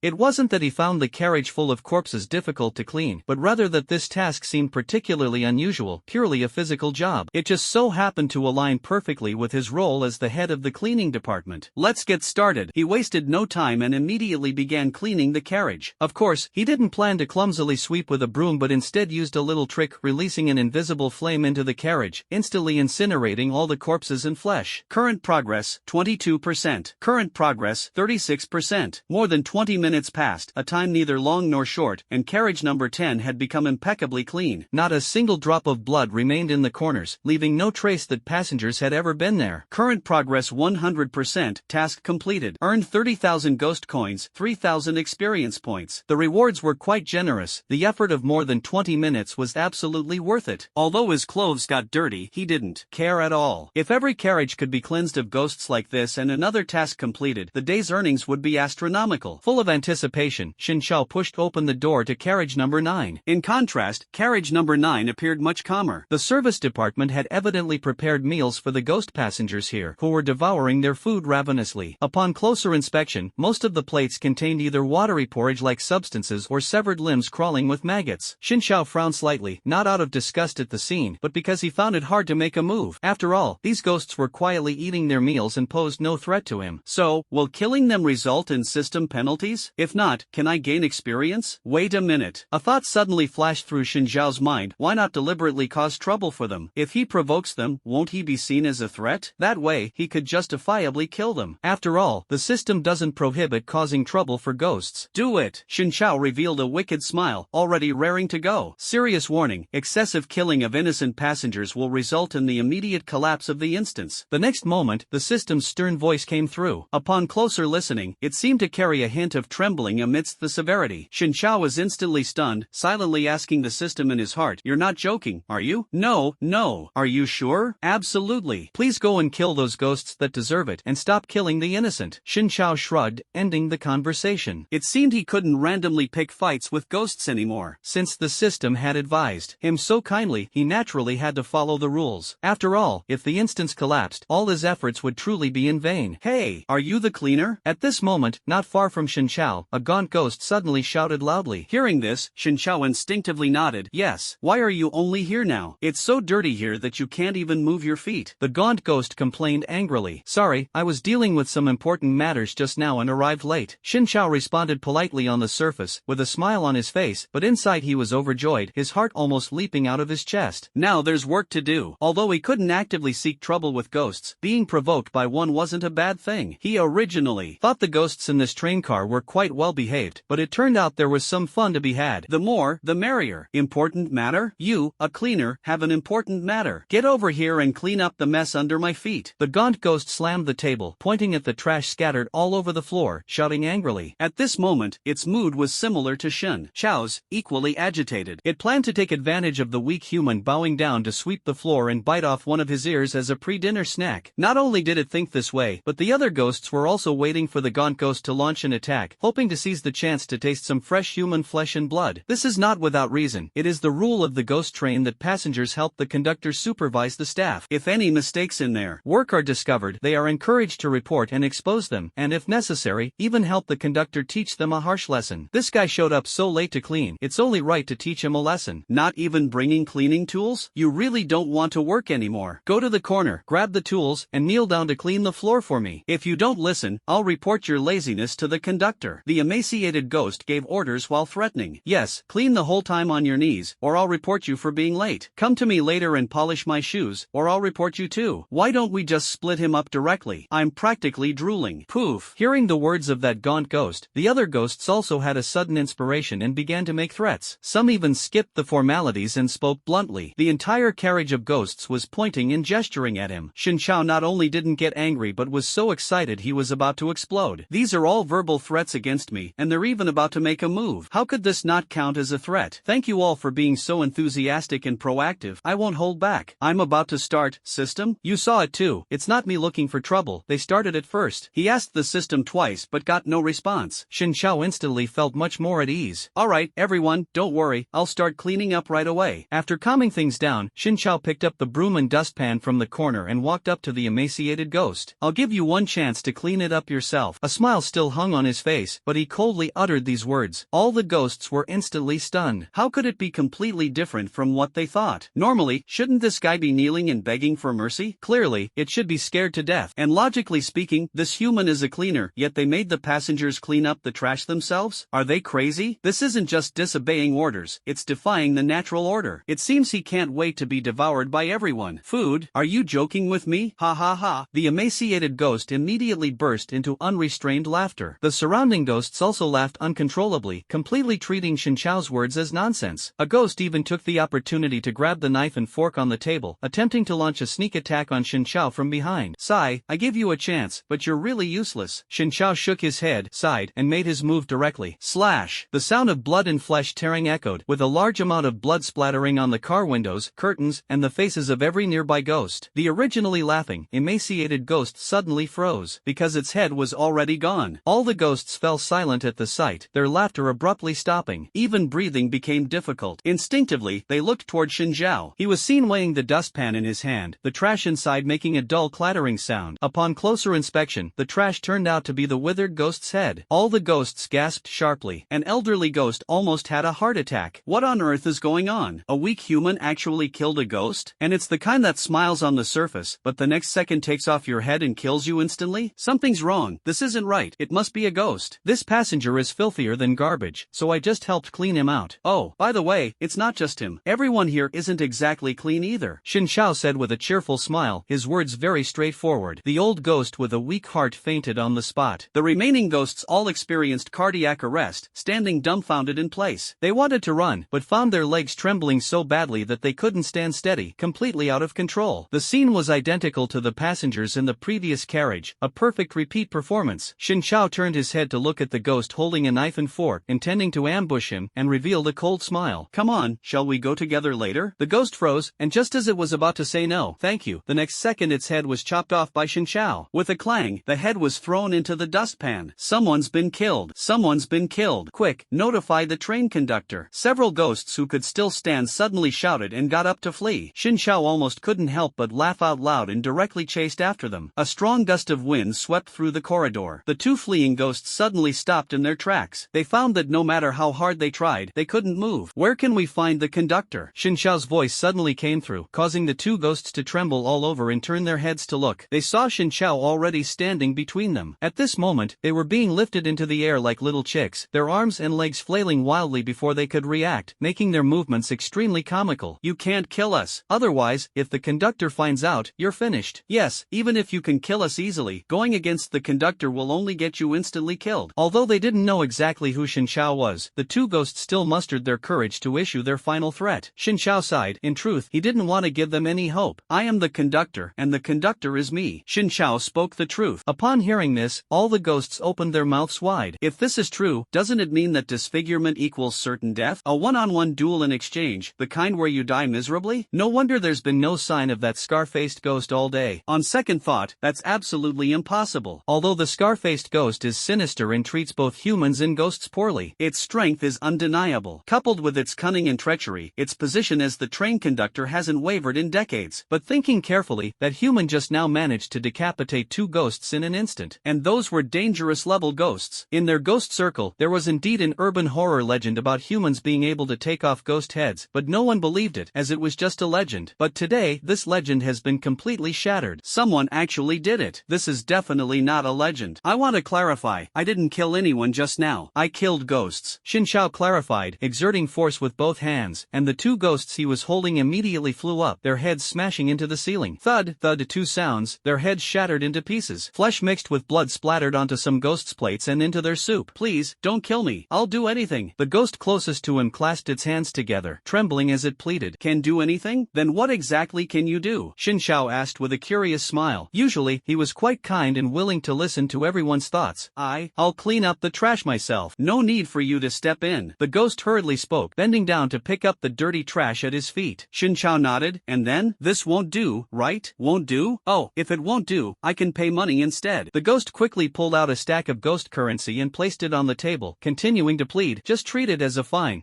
for not paying attention to hygiene. Is that okay? No. Shin Chao's eyes lit up when he saw the pile of ghost coins. Great, really great. When it comes to coming up with ideas, it has to be the ghosts. It seems that staying in the time tunnel for too long had dulled his mind, and he hadn't thought of this idea himself. Moreover, this move had the effect of attracting more ideas, inspiring him to think of something even simpler and more delightful. Sometimes, living ghosts are more useful than dead ones. According to the mechanism of the horror world in the previous life, apart from special ghosts related to tasks that drop mission items, and high-level ghosts that drop equipment, ordinary ghosts drop nothing after being killed and provide very little experience points. However, if you spare their lives, there's a chance to obtain items from them that are more valuable than experience points. Simply put, it's like shearing sheep. Even if you don't get items, just money alone is better than those meager experience points. Moreover, if it can be done, it can be exploited more than once or twice. In short, this is a sustainable development strategy. In his previous life, he relied on this trick to get through quite a few days and, as a result, caused trouble for many decent ghosts. How about this? Everyone just pays a small fine like this passenger here, Shin Chao said to the group of ghosts. The ghosts immediately felt a surge of joy and eagerly pulled out their wallets without hesitation. If the money is too little, you can use other things as collateral, Shin Chao reminded them with a smile, watching them take out their money. The ghosts were even more decisive, pulling out everything valuable they had on them, almost stripping off their clothes and pants. After all, there's no choice, a bad life is better than a good death. The preparations were almost complete. Shin Chao walked through one by one, collecting all their finds. Each ghost handed over more than 500 ghost coins, along with various shiny, valuable-looking small accessories. These accessories could theoretically be thrown to the shop in the instance to exchange for ghost coins. Some high-end jewelry even comes with attributes. Wearing it not only looks good but also enhances one's abilities. But at this moment, Shin Chao looked through them one by one and found no jewelry with attributes, which was truly a pity. On second thought, it made sense. After all, these were just a bunch of ordinary poor ghosts, and high-end jewelry was usually only found on high-level ghosts. So, maybe if he kept moving forward, he might come across some? Thank you all for your cooperation. After counting the finds, Shin Chao politely gave a slight bow to the group of ghosts. Then, he suddenly reached out and removed the head of a ghost nearby. The group of ghosts was instantly stunned and immediately began howling angrily. Grass, what are you doing? We've already paid the fine. Breaking your word. Are you even human? Don't you feel ashamed? Is the money still not enough? I've even taken off my bra for you. At this moment, Shin Chao had already taken the head of the seventh ghost. At first glance, he was carrying bloodied heads in his hands, his face showing joy, resembling a scene straight out of a world-class horror movie. Did I just say I would spare you? Stopping his head-removing actions, Shin Chao retorted. They had just harbored murderous intent toward him, which already constituted a threat and was considered crossing the line. Even the system had acknowledged it. So not killing them, wouldn't that be disrespecting the system? Besides, when you think about it, finding them and directly killing them don't necessarily have any inherent connection, right? The ghosts were stunned again upon hearing this. It seems they really hadn't heard of such a thing. Simply asking them to pay a fine doesn't mean paying the fine would let them off the hook. In an instant, all the ghosts suddenly felt enlightened. He was actually duped. Isn't this outright murder for money? It's practically hitching a ride with terrorists. At this moment, the large trash bin in the corner had already appeared in Shin Chao's hand. The remaining ghosts didn't even get a chance to cry or scream, as Shin Chao walked past them one by one, gently pinching his fingertips to pluck off their heads. It truly looked like he was picking up trash, casually tossing them into the trash bin. In no time, carriage number 9 returned to calm. The passengers in this carriage are worth 5,400 experience points, 6,700 ghost coins, and 38 pieces of jewelry. What a huge profit. It's like striking it rich. But come to think of it, doesn't this seem a bit against the principles of sustainable development? After all, they were all dead. Let's see if the next carriage can be a bit more restrained. If we can avoid killing them all, then don't kill them all, try to control it. When Shin Chao was about to enter carriage number 8, he glanced back. Inside the carriage, there was a peaceful scene bathed in red, with passengers quietly sitting in their seats, looking bewildered. If there were still tasks like the one earlier where cleaning the carriage personally could earn ghost coins, Shin Chao would definitely clean this carriage thoroughly as well. Unfortunately, no similar conductor-exclusive tasks have popped up for now, so this carriage can only be handed over to the cleaning department for handling. Carriage number 8. As Shin Chao stepped through the door, it felt as though he had walked into a live broadcast. In front of him, the newly appointed service supervisor was fiercely confronting a ghost. You said it's fine if you don't wear work clothes. clothes, but you even got your clothes so dirty that my wife feels like throwing up. The speaker was a male ghost with a face full of flesh, who deliberately glanced at his ghostly wife after finishing his sentence. The ghostly woman immediately pretended to gag. So disgusting. You're lying. You deliberately spilled the soup on me. The service supervisor, though scared, still mustered the courage to argue back. After all, he truly felt wronged. He had merely passed by this guy for no reason and ended up being splashed with a bowl of foul-smelling soup. Yet, the other party was the first to accuse him. But there was no way out now. The place was full of ghosts, all in cahoots. No matter how he explained, the other ghosts wouldn't say a single fair word for him. Stop talking nonsense. Here, cut off 3 of your fingers and put them in my bowl. Otherwise, I'll report you to the conductor for not wearing your uniform, slacking off, and daring to talk back to a passenger. The conductor is not gentle at all in handling things. Being punished by him is worse than settling it privately ourselves, right? The male ghost first issued a fierce threat, then revealed a mocking smile, pulled out a dagger, and handed it to the service supervisor, whispering a reminder. The service supervisor was stunned. The conductor is a big shot now. If he were here, he would definitely help me argue my case. But the boss is not around, so everything can only rely on himself. What can he possibly do? Resist? He'd be killed in seconds. Run away to report it? Even less likely. This carriage is full of ghosts, and some of them seem to have already guessed he wants to escape. They directly stretched their legs into the aisle, blocking the way, as if trying to trip him. He instantly fell into despair, decided to accept his fate, and tremblingly reached out to take the dagger. How wonderful it would be if a miracle appeared, if a big shot suddenly showed up to punish this unreasonable evil spirit. Excuse me, passenger, is there a problem? At that moment, Shinshao appeared, walked up to the male ghost, and politely asked, "Miracle." The service supervisor's eyes widened, almost shouting out loud, and quickly hid to the side.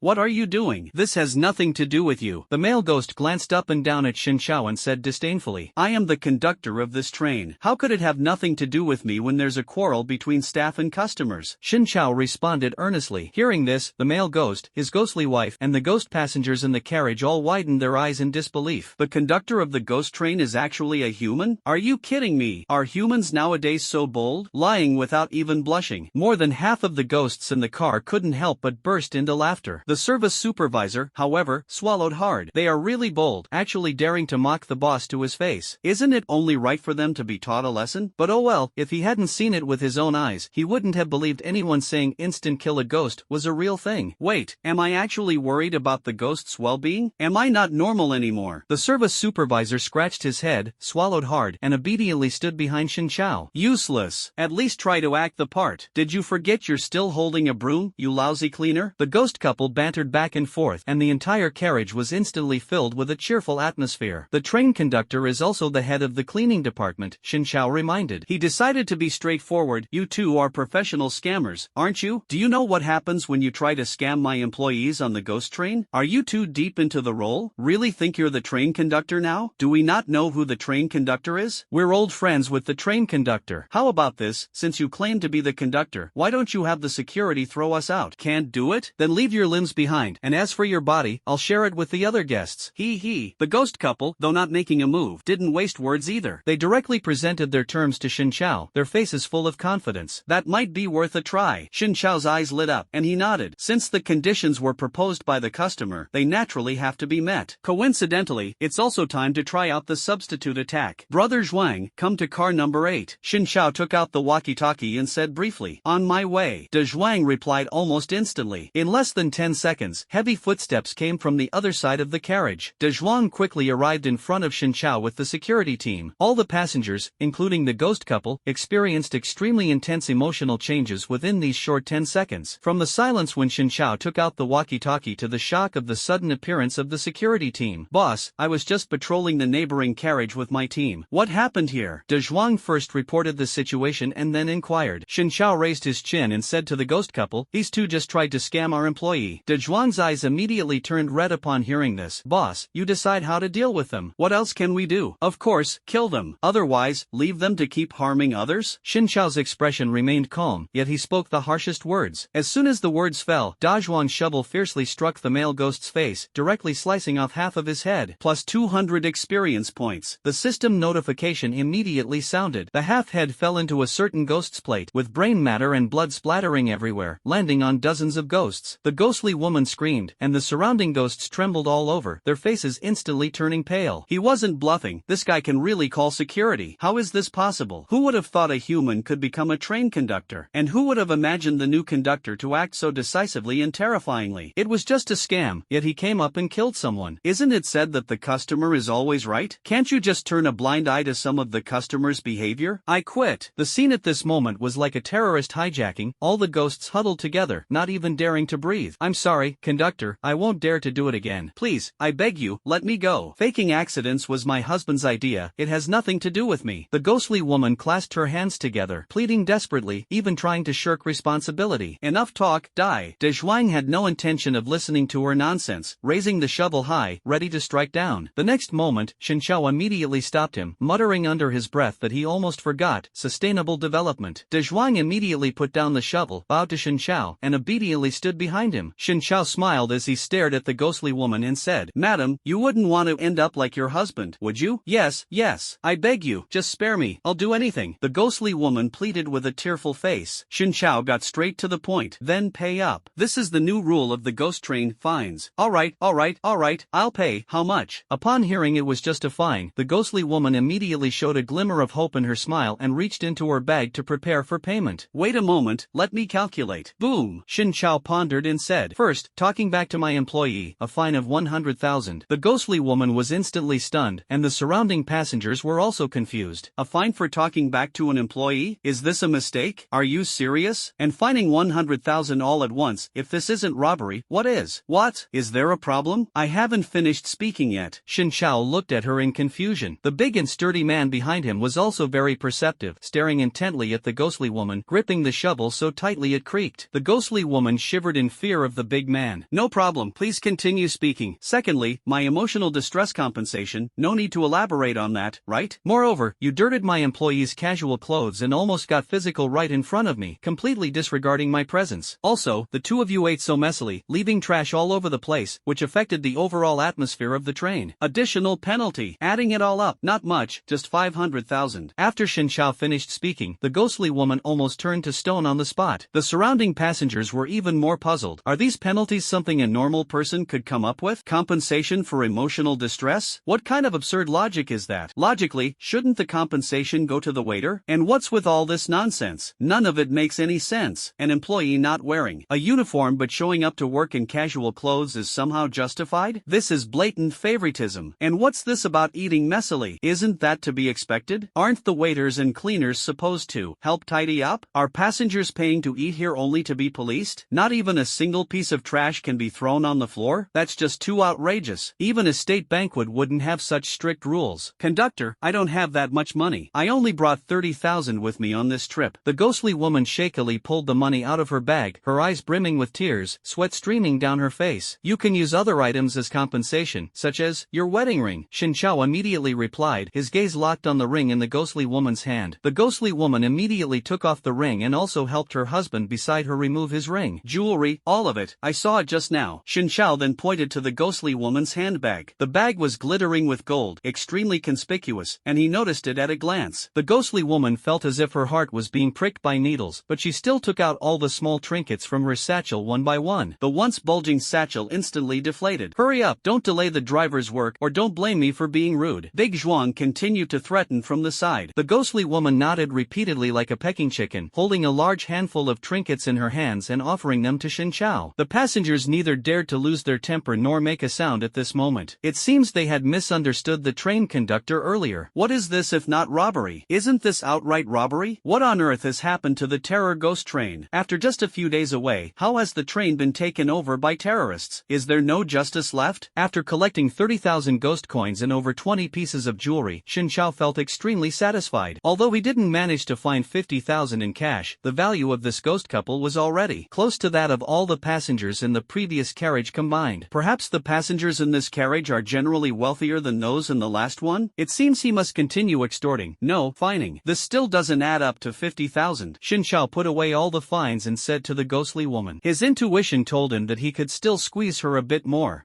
Not enough? The ghostly woman looked miserable, even worse than a ghost, and didn't know what to say anymore. How about this, give me your home address? Shen Xiao suddenly came up with this idea. In the previous two carriages, things escalated too quickly, and he got too carried away to remember to scan. Upon entering this carriage, he spent a few seconds scanning all the passengers. Apart from the uniform danger level levels and strength. The detailed information only displayed the words diner. His instincts told him that this information was far from complete and that there must be some hidden secrets. Global scanning may be a top-tier detection skill, but it ultimately cannot uncover the hidden information of a dungeon. So why not try to see if there are any hidden elements, especially information like addresses? Asking would reveal the answer, wouldn't it? And his purpose was quite simple. If cash wasn't enough, then he'd raid their homes to make up for it. This was, of course, out of humanitarian concern, to prevent their inheritance from being left unclaimed. After all, fairness is fairness. If the ghostly woman didn't pay the fine in one go, she'd have to die. At the end of the day, his intentions were nothing but good. The ghostly woman naturally couldn't guess Shin Chao's thoughts at all, but in the end, she didn't dare to ask a single word. Fright Town, Street 4, Building 14. Yes, she obediently reported her address. Recorded B-level instance Fright Town. Recorded Street 4, Building 14. Once you enter this instance, Street 4 and Building 14 will have special markers to help you locate them. Hint, after becoming the boss of the ghost train, you can reach Horror Town by having the ghost train stop at the Horror Town platform. Shin Zhao immediately received a system notification. As expected, there really was a hidden element. Although he had to ask proactively, it was still a win-win situation, as he obtained useful information. Horror Town, huh? The next instance is already reserved for it. Shin Zhao looked at the ghostly woman again and said with a cheerful smile, "Thanks for your cooperation." The ghostly woman thought the matter was over, let out a sigh of relief, and was about to say, "It's okay, this is what I should do." Suddenly, her vision began to spin wildly. Immediately after, she felt herself being casually tossed into a trash can by Shin Zhao. The ghostly woman raised her hand to scratch her head, completely baffled. Her body trembled, completely stunned. That's right, she was utterly confused. Her neck felt empty, sensing only the damp warmth of a palm. It turned out that what had been thrown into the trash bin wasn't her entire body, but just her head. Damn, was I played? Didn't you say everything was fine? How could this happen? It's over, the address has been given out. Is everything at home going to be stolen? The ghostly woman was struck as if by lightning, as though she had never been so clear-headed in her entire life. She wanted to curse out loud, but couldn't utter a single word. A few seconds later, her eyelids grew so heavy they almost closed. Her face was full of grievance as she shut her tear-filled eyes. The ghosts were even more bewildered at this moment, but at the same time, they began to come to their senses. Goodness, on the surface, they say thank you for your cooperation, but in reality, it's all about robbing and killing. They even inquired about your home address so thoroughly. Does this mean that after wiping out everyone, they plan to go to your house, loot all your possessions, and leave nothing behind? Bye-bye. This is simply killing ghosts and breaking their spirits, and even ransacking their homes. Hell is empty, and the devils are right beside us. This is the end. I just wanted to grab a meal after coming out. Did it have to be this harsh? Shin Chao picked up the ghost woman's satchel at this moment and rummaged through it. A ghost coin fell out. Obtained 10 ghost coins. Swoosh. He picked up the ghost coins and threw the satchel back into the trash can. The satchel looked ordinary and didn't belong to the jewelry category, so it couldn't be sold for money. Otherwise, he would have kept it. Here, this is your compensation for emotional distress. Go play over there. Shin Chao took out 500 ghost coins and handed them to the service supervisor. This matter cannot be forgotten. Since benefits have been gained, it's necessary to properly safeguard the employee's rights. Alright, thank you, boss. The service supervisor accepted the ghost coins, immediately bowed to Shin Chao in gratitude, and then quickly left. Inwardly, he was overjoyed. Following the big shot means there's meat to eat. Getting drenched in stinky soup for 500 ghost coins was totally worth it. Making money isn't shameful. As long as the ghost coins are in place, next time you can even pour feces on me. But speaking of which, why did the big shot's words just now sound like he was teasing a fool? Shin Chao turned his head to look at the other ghost passengers and grinned. Continue. Every ghost swept by Shin Chao's gaze trembled violently, then dared not lift their heads to look at him directly. One by one, they passed by, and Shin Chao began inspecting each ghost's dining table and the area beneath their feet. This one is unqualified, and so is this one. Goodness, it's all so dirty. Forget it, just mark them all as unqualified. Shin Chao originally wanted De Zhuang and the others to go and ask the ghosts' home addresses one by one to improve efficiency. But then he thought of a problem. What if some ghosts, harboring a fluke mentality, deliberately gave the wrong address? De Zhuang and the others definitely wouldn't notice. He is different. The system's prompt just now indicated that as long as the other party reports a real address, there will be a record. On the contrary, reporting a fake address is unlikely to leave a record, allowing him to instantly determine who is lying. Moreover, these ghosts might come from all over the world, and each address corresponds to a piece of replica information, achieving multiple gains at once. It can be said that all roads lead to replicas, and every replica is his home. So, he naturally had to personally ask for the address. De Zhuang, you take the people back to patrol first. Upon hearing Shin Chao's instructions, De Zhuang nodded and immediately led the people away. Shin Chao began to ask each ghost for their address one one by one. Every time a question is asked, various addresses are displayed, indicating that they are not lying and the addresses do indeed exist. It is worth mentioning that all the addresses are in Horror Town. It seems that this group of passengers came together as a team. Now this is troublesome. We have no choice but to take a trip to Horror Town. It's just a fine, asking for your home address, that's all. It's not something to lose your head over. While asking, Xin Chao comforted them. But to the ghosts, these words were completely an attempt to cover up the truth. Even if they survived the ghost train, who would dare go home? The address was forced to be revealed. Fined until not a penny is left, with a home but afraid to return, only able to watch helplessly as the family's belongings are looted. Damn it, it's outright robbery. Bullying decent people has gone too far. The ghost realized something at this moment and prepared to conceal its real address. But Xin Chao had already anticipated its thoughts. You mean your home is in Wraith Village, the fourth house on the east side? Xin Chao frowned slightly and questioned. No display at all. The address is incorrect. That's right, that's right. The lying ghost's face was neither red nor pale, nodding desperately. Xin Chao immediately shook his head. There's no display here. The ghost was momentarily stunned. What the heck? What does no display mean? I don't understand at all. Are you sure you want to conceal the report? Xin Chao reminded. No,